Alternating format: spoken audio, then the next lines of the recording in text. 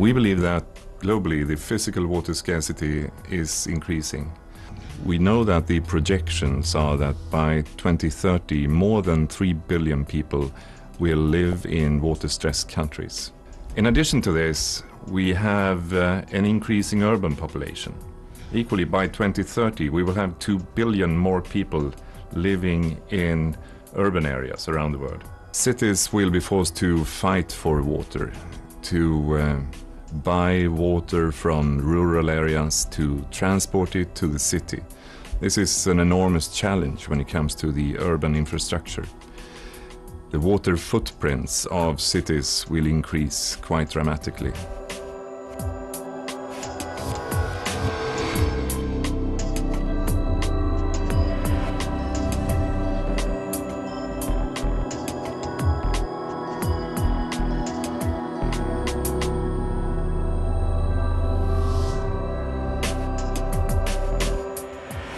Businesses should care about this issue because water and energy demand is increasing globally, and that poses both risks and opportunities for companies.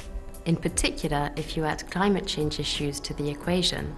Business operations can be impacted by things like water scarcity and sea level rise, but there's also an opportunity for companies to get their own house in order by being water and energy efficient. So the bottom line is no water or no energy means no business. By addressing these linkages between energy and water, businesses will be better equipped to make challenging decisions in the future.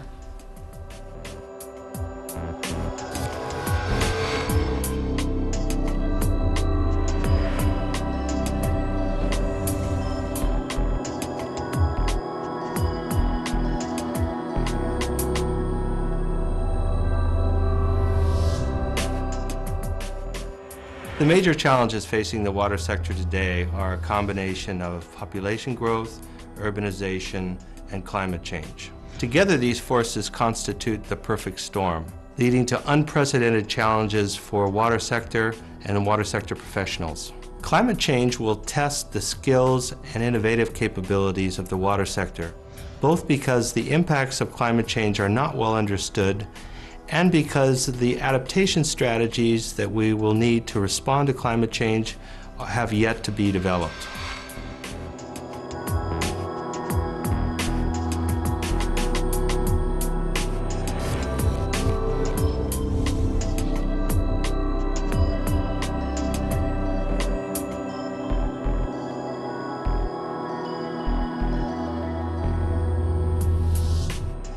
Here you've got this infrastructure under your feet, out of sight, out of mind, if you will, and that's the kind of problem that gets put aside because it's not one of those that looks like it has a high priority, when indeed it does.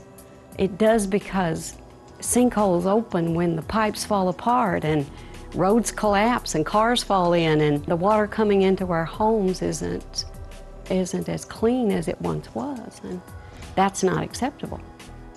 We know what to do to fix this problem. There's a huge gap between what is being spent now in our communities and the investment we're making back into our water and wastewater infrastructure and what is needed. And the gap is so huge. It's upwards to $540 billion over the next 20 years that's going to have to be reinvested back in this nation's infrastructure.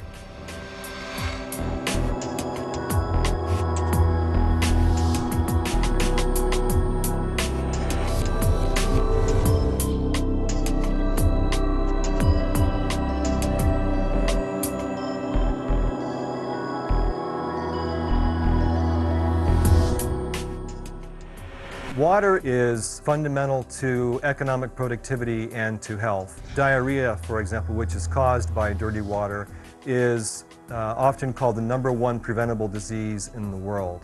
So in the near term, making impacts on getting access to clean water to people would help education, would help economic productivity, and in particular would help women to raise up opportunities in their lives. So in the long term, by delivering clean water and also, I should say, sanitation to people who are poor, It helps them to be healthier, to participate in the economy, to get educations, and to have a better and brighter future.